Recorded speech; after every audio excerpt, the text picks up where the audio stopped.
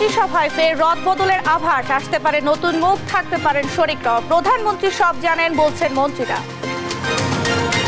ঈদযাত্রায় বাস, train ও launch টার্মিনালে যাত্রীদের ভিড়, মহাসড়কে বেড়েছে বাহনের চাপ, বাড়তি উদ্বেগ ছড়াচ্ছে লক্কর ঝক্কর বাস। জমে উঠতে শুরু করেছে কোরবানি পশুর হাট, দাম নিয়ে অসন্তোষ, বেশি চাইলে লোকসানে পড়বে, সতর্ক বার্তা প্রাণী সম্পদ মন্ত্রী। বিদেশে বেনজিরের সম্পদের অনুসন্ধানে বিভিন্ন দেশে বিএফআইউর চিঠি, এনটিআরের সাবেক কমিশনারের দেশ ত্যাগের নিষেধাজ্ঞা। এবং বিশ্বকাপে সুপার 8-এর স্বপ্ন বাংলাদেশের, সামনে নেদারল্যান্ডস, শরীফুল ফেরা একাদশ নিয়ে মধুর সমস্যা একটি ম্যানেজমেন্ট।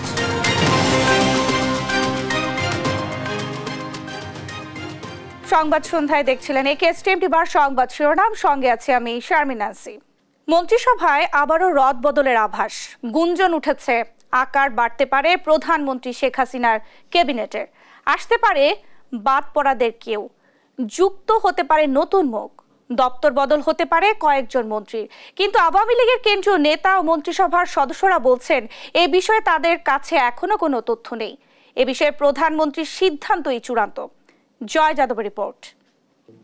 শপথ করিতেছি যে গেল 11 জানুয়ারি পঞ্চমবারের মতো সরকার প্রধানের দায়িত্ব নিয়ে 37 সদস্যের মন্ত্রিসভা গঠন করেন প্রধানমন্ত্রী শেখ হাসিনা। এতে 25 জন পূর্ণমন্ত্রী এবং 11 জন প্রতিমন্ত্রী।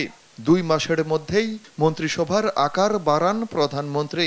1 মার্চ ক্যাবিনেটে যুক্ত হন 7 জন প্রতিমন্ত্রী। আবারও মন্ত্রিসভা রদবদলের আভাস পাওয়া যাচ্ছে। গুঞ্জন রয়েছে ঈদের পর অথবা বাজেট অধিবেশনের পর এটি হতে পারে। এতে বেশ কয়েকটি মন্ত্রণালয়ের মন্ত্রীর দপ্তর পরিবর্তন হতে পারে, পদোন্নতি পেতে পারেন 2-1 জন প্রতিমন্ত্রীও। মন্ত্রিসভা থেকে কেউ বাদ না পড়লেও আগের মন্ত্রিসভার কেউ কেউ ফিরতেও পারেন।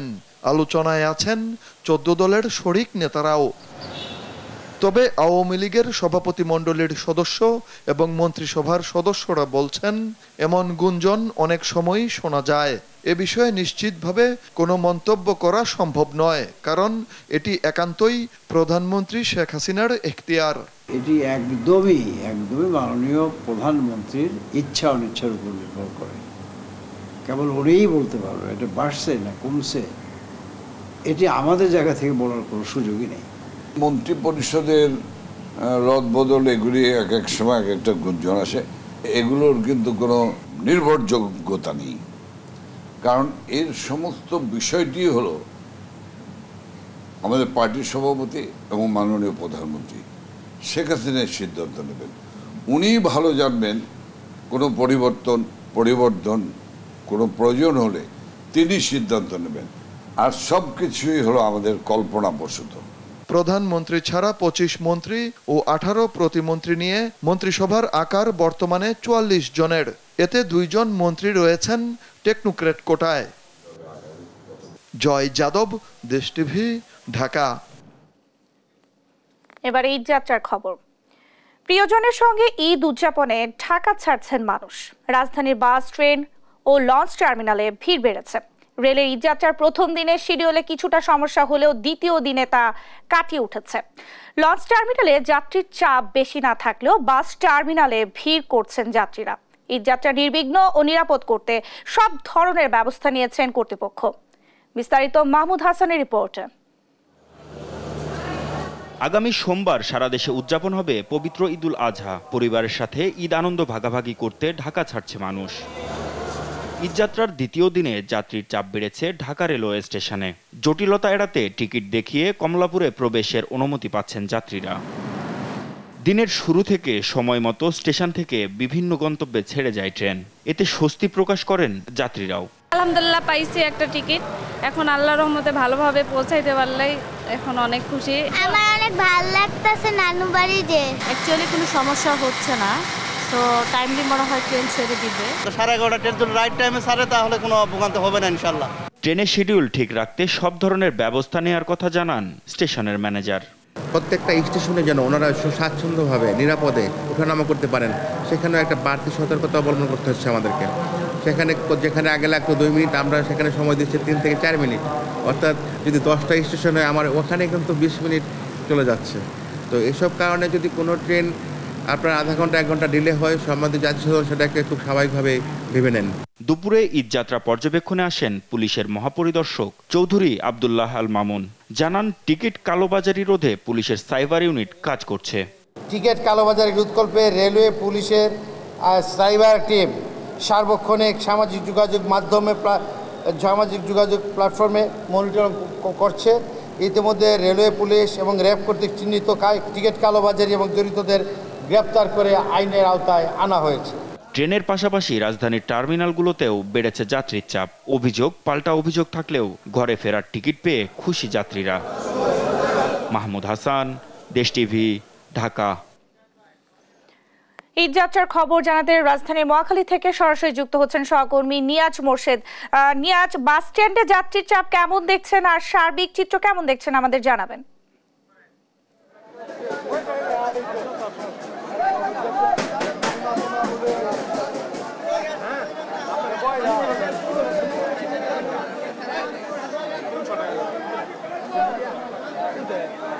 নিয়াজ, আপনি নিশ্চয়ই আমাকে শুনতে পাচ্ছেন। বাস স্ট্যান্ডে যাত্রীর চাপ কেমন দেখছেন আর সার্বিক চিত্র কেমন আমাদের জানাবেন।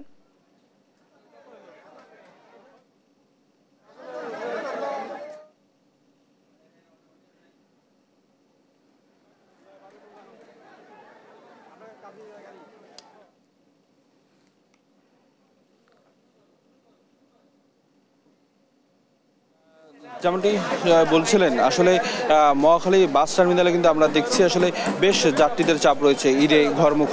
এবং আপনাকে একটু বলে রাখি যে আমরা যেখানে দাঁড়িয়ে রয়েছি যে আসলে একটি বাস কাউন্টারের সামনে, এখানে কিন্তু দেখছি আসলে লাইন দিয়ে কিন্তু আপনার যাত্রীরা এখানে আপনার টিকিট নিচ্ছে। এবং তাদের আসলে একটা অভিযোগ রয়েছে, তারা আসলে আপনার সেই প্রায় অনেকেই বিকেল 3টা এবং 4টা থেকে এখানে এসে আসলে লাইন দিয়ে দাঁড়িয়ে তারা টিকিট নিচ্ছেন। তবে কাউন্টার থেকে কিন্তু আসলে টিকিট ছাড়া হচ্ছে না, কারণ বাসগুলো আসলে আপনার এখনো কিন্তু এসে পৌঁছায়নি। এবং রাস্তায় কিন্তু আজকে আসলে প্রচুর জ্যাম, এবং সেই জ্যাম থাকার কারণে কিন্তু আপনার সঠিক সময় এখন পর্যন্ত বাসগুলো এসে আসলে এই বাস স্ট্যান্ডে এসে পৌঁছাতে পারেনি। সে কারণে আসলে টিকিট আসলে আপনারা দেওয়া হচ্ছে না, এমনটি অভিযোগ কিন্তু আসলে আমাদেরকে যাত্রীরা করেছেন। সেক্ষেত্রে আজকে যেহেতু আসলে আপনার ছুটির দিন, আজকে শেষ কর্মদিবস, সেই শেষ কর্মদিবসে উপলক্ষে কিন্তু যাত্রীদের কিন্তু বেশ চাপ রয়েছে বাস টার্মিনালগুলোতে। কিন্তু বিকেলে প্রচুর বৃষ্টি হওয়ার কারণে কিছুটা যাত্রী চাপ কমেছে বলে আসলে বলছেন যারা এখানকার যারা বাস কাউন্টারে যারা আছেন এবং আপনার এখানকার যারা বাস শ্রমিক রয়েছেন, তারা সবাই বলছেন যে হয়তো আজকে যদি বৃষ্টিটা না হতো সেক্ষেত্রে আসলে আপনার যাত্রী চাপটা কিন্তু আসলে আপনার একটু আরও বাড়তো। তবে আগামীকাল শুক্রবার ছুটির দিন রয়েছে এবং সেক্ষেত্রে কিছু কিছু গার্মেন্টস কিন্তু আগামীকাল ছুটি হবে এবং এরপরে কিন্তু আপনার শনিবারে কিন্তু আসলে গার্মেন্টস ছুটি হবে। এবং আপনি জানেন যে আসলে বিভিন্ন ধাপে ধাপে কিন্তু আসলে গার্মেন্টসগুলো ছুটি দেওয়া হচ্ছে যাতে ভিড়টি এড়ানো যায়। সেক্ষেত্রে কিন্তু আপনার আগামীকাল শুক্রবার এবং আপনার শনিবার এই 2 দিন কিন্তু আপনার যাত্রী চাপ কিন্তু বেশ বাড়বে বলে আসলে মনে করছেন এখানকার যারা বাস চালক এবং আপনার যারা সব শ্রমিক রয়েছেন তারা। আপনাকে আরেকটু জানিয়ে রাখি যে আসলে আজকে কিন্তু আপনার একেবারেই আপনার হলো এখনো পর্যন্ত কিন্তু আপনার ঢাকার রাজধানীর কিন্তু বিভিন্ন সড়ক কিন্তু যানজট রয়েছে। আমরা দেখছি মহাখালী বাস টার্মিনালে এখানে কিন্তু এখনো পুরো যানজট রয়েছে, যে কারণে যাত্রীরা আসলে আসতে পারছেন না। এই ছিল আমার কাছে মহাখালী বাস টার্মিনাল থেকে সর্বশেষ তথ্য। দর্শক, ঈদযাত্রার সর্বশেষ খবর জানাচ্ছিলেন আমাদের সহকর্মী নিয়াজ মোর্শেদ। সড়কে কোনোভাবে থামছে না লক্কর ঝক্কর পরিবহন। ঈদ সামনে রেখে এমন বাসের সংখ্যা বেড়ে যায় কয়েক গুণ। যাত্রীরা বলছেন তারা অসহায়, এক প্রকার জিম্মি হয়েই এসব বাস ব্যবহার করেন। আর পরিবহন মালিক সমিতির দাবি, রুট পারমিট বন্ধের কারণে নতুন গাড়ি নামানো যাচ্ছে না।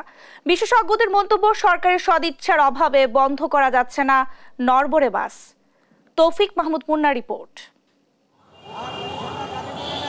দেশে পবিত্র ঈদুল আজহা উদযাপিত হবে আগামী 17 জুন। এজন্য ঘরে ফেরা মানুষের ব্যস্ততা এখন সবচেয়ে বেশি, আর সেই সুযোগেই সড়কে নামানো হচ্ছে ফিটনেসবিহীন লক্কর ঝক্কর বাস।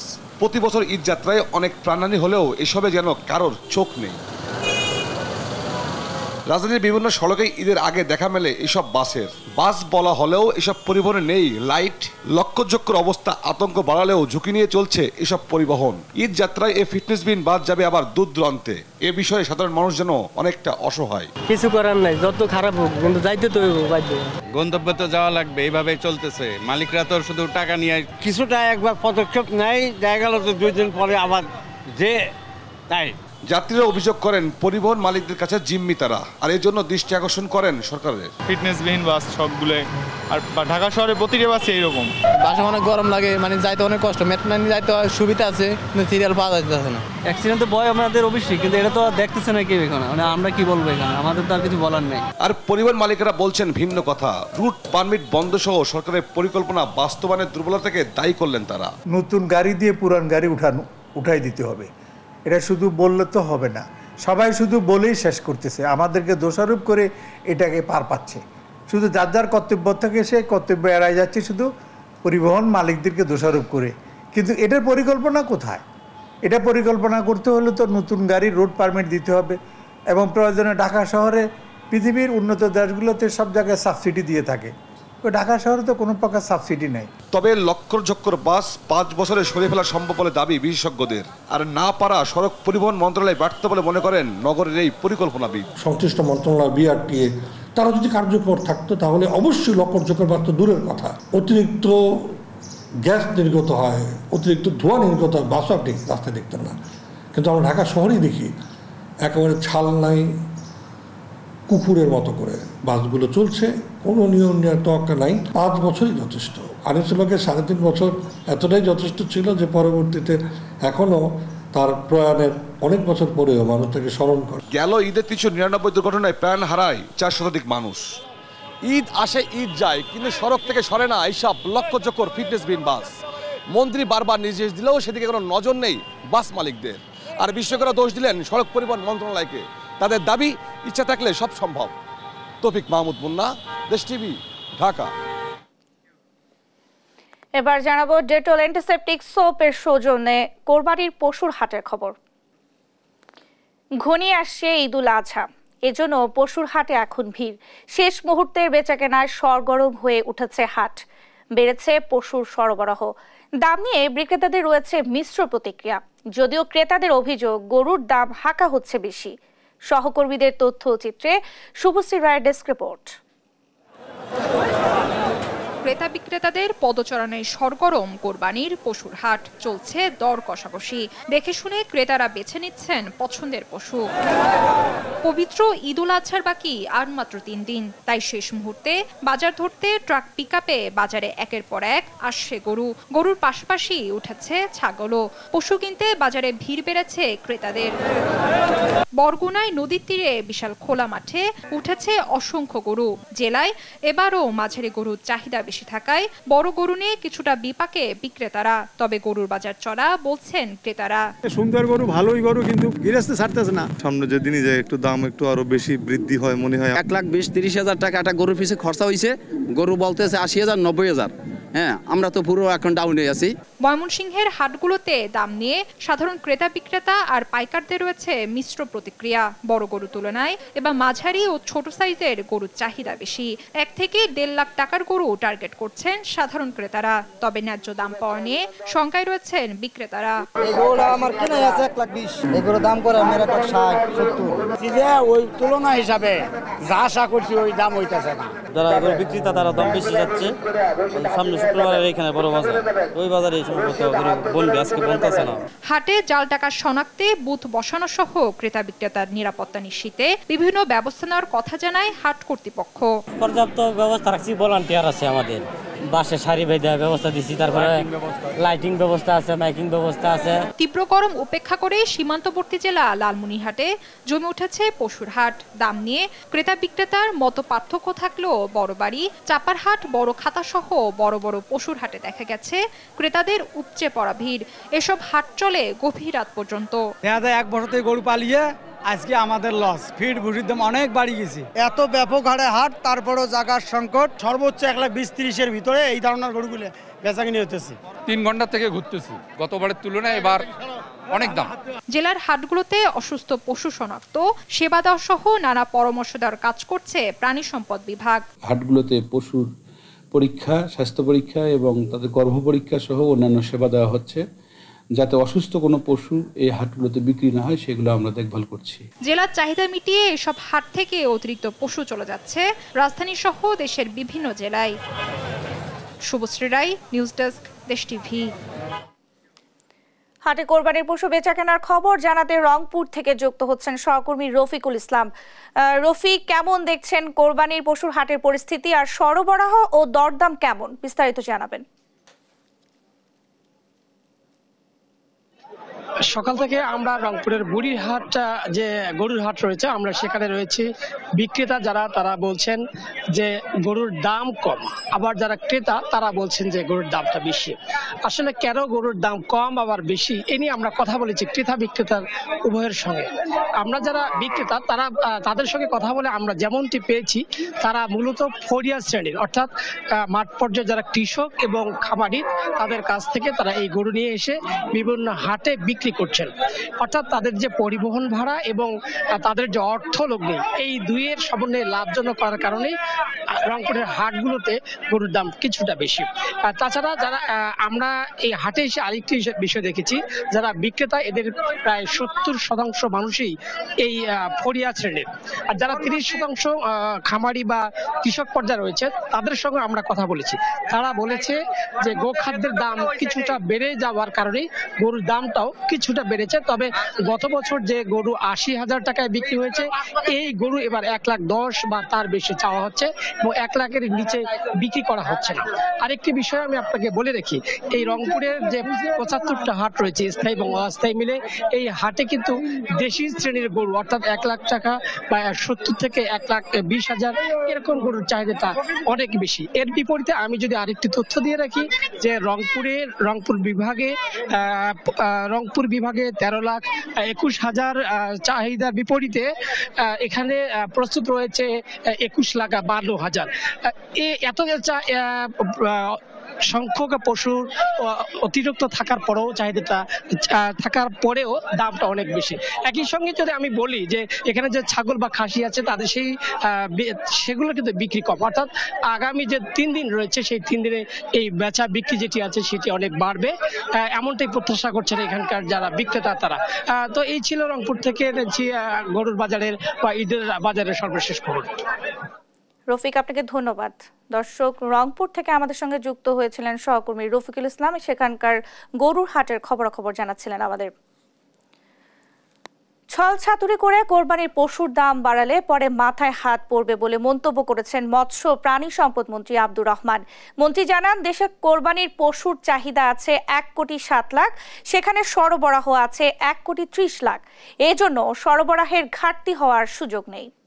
সরবরাহ এবং চাহিদার যদি সমন্বয় থাকে তাহলে সেই ক্ষেত্রে বাজারই নির্ধারণ করে থাকে তার বাজার মূল্য। এই গরু তো আমার যোগান আছে, এই গরু তো আমার সরবরাহ করার মতো মজুদ আছে। সুতরাং যারা বিক্রি করবে তারা তো এই বাজারের উপর একটা চাপ সৃষ্টি হবে। সেই জায়গায় তখন এই যে যারা আজকে কৌশলে বা নানান ছলচাতুরির মধ্যে দাম হাঁকাচ্ছে, ওদের মাথায় হাত পড়তে বাধ্য। দেখছেন সংবাদ সন্ধ্যা। আমেরিকা, কানাডা, অস্ট্রেলিয়া সহ বিভিন্ন দেশের সাবেক আইজিপি বেনজির আহমেদের 27টি ব্যাংক অ্যাকাউন্ট ও 6টি অর্থলগ্নি প্রতিষ্ঠান থেকে অর্থ পাচারের তথ্য জানতে চিঠি দিয়েছে Bangladesh financial intelligence unit BFIU। এ তথ্য জানিয়ে দুর্নীতি দমন কমিশনের আইনজীবী বলেন, 23 ও 24 জুন বেনজির ও তার পরিবারকে দুদকে হাজির হতে হবে। আইন অনুযায়ী আর সময় পাবেন না তারা। বিস্তারিত শামীমা আক্তারের রিপোর্টে। দুর্নীতির মাধ্যমে অবৈধ সম্পদ অর্জনের অভিযোগে সাবেক পুলিশ প্রধান বেনজির আহমেদের বিরুদ্ধে অনুসন্ধান করছে দুর্নীতি দমন কমিশন দুদক। সংস্থার আইনজীবী জানান, এরই মধ্যে দুদকের অনুসন্ধানে বেনজির আহমেদের বিরুদ্ধে অপরাধলব্ধ সম্পত্তির সন্ধান মেলায় আবেদনের প্রেক্ষিতে তার সব সম্পত্তি জব্দের নির্দেশ দিয়েছে আদালত। জব্দ সম্পত্তি রক্ষণাবেক্ষণের জন্য প্রশাসকও নিয়োগ করা হয়েছে। একই সঙ্গে বেনজিরের অপরাধলব্ধ সম্পত্তি বিশ্বের কোন কোন দেশে আছে তা জানতে বাংলাদেশ ফিনান্সিয়াল ইন্টেলিজেন্স ইউনিট বিভিন্ন দেশে চিঠি পাঠিয়েছে। আমরা যদ্দূর এটা জানতে পেরেছি, BFIU আমরা একমন্ট গ্রুপের মেম্বার 137টা দেশের বিশ্বের, তারা বিভিন্ন দেশে চিঠি পাঠিয়েছে এবং চিঠির সূত্র ধরে সেই জিনিসগুলো এখন গভীরভাবে খতিয়ে দেখা হচ্ছে এবং অনুসন্ধান কার্যের শেষে সম্পূর্ণ চিত্র আপনারা পেয়ে যাবেন। যেসব দেশে ধরেন সম্ভাব্য আমাদের যোগাযোগ আছে তাদেরকে চিঠির মাধ্যমে একমন্ট ট্রিটির আওতায় তাদেরকে এটা জানানো হয়েছে, কোনো তথ্য পেলে যেন বাংলাদেশকে দেওয়া হয়। দুদকের আইনজীবী বলেন, বেনজির আহমেদের বিরুদ্ধে সব অনুসন্ধান শেষ করেই মামলা করবে দুদক। এর আগে তাকে তলব করে জিজ্ঞাসাবাদ করা হবে। বেনজির আহমেদ এখনো আসামি নন, তিনি অপরাধী কিনা পূর্ণাঙ্গ তদন্ত শেষেই জানা যাবে। দুদক আইন অনুযায়ী বেনজির ও তার পরিবার 15 দিনের সময় পেয়েছে। এরপর সময় বৃদ্ধি করা যাবে না বলেও জানান এই সিনিয়র আইনজীবী। দুর্নীতি দমন কমিশন 15 দিনের সময় দিয়েছে বিধি অনুযায়ী। এই 15 দিন পরে কমিশন আর কোনো সময় দিতে পারবে না এবং কমিশনের সময় দেওয়ার কোনো ক্ষমতা নেই। এখন দুদক নিশ্চিত করতে চায় ওনার জবাবদিহিতা। যে প্রপার্টিগুলো জব্দ হয়েছে সবগুলো এখন রিসিভার অ্যাপয়েন্টমেন্ট হয়ে গেছে, কাজে খুব দ্রুততার সঙ্গে অনুসন্ধান চলে যাচ্ছে। অনুসন্ধান শেষে পূর্ণাঙ্গ চিত্র আপনি পাবেন। 2022 সালের 30 সেপ্টেম্বর আইজিপি পদ থেকে অবসরে যান বেনজির আহমেদ। একটি দৈনিক সংবাদপত্রে সম্প্রতি তার বিরুদ্ধে দুর্নীতির মাধ্যমে ব্যাপক সম্পদ অর্জনের তথ্য দিয়ে রিপোর্ট প্রকাশ করলে সারা দেশে তোলপাড় সৃষ্টি হয়। শামিমা আক্তার, দেশ টিভি, ঢাকা। এদিকে দুদকের করা আবেদনে সাবেক কর কমিশনার ওয়াহিদা রহমানের বিদেশ যাত্রায় নিষেধাজ্ঞা দিয়েছে আদালত। মামলার তদন্তকারী কর্মকর্তা শাহ আলম শেখের আবেদনের প্রেক্ষিতে মহানগর দায়রা জজ আশামস জগলুল হোসেন বৃহস্পতিবার এই আদেশ দেন। এর আগে দায়িত্বে থাকাকালে ক্ষমতার অপব্যবহার করে 4 মোবাইল অপারেটরকে 112 কোটি টাকা কর মওকুফের জন্য তার বিরুদ্ধে মামলা করে দুর্নীতি দমন কমিশন দুদক।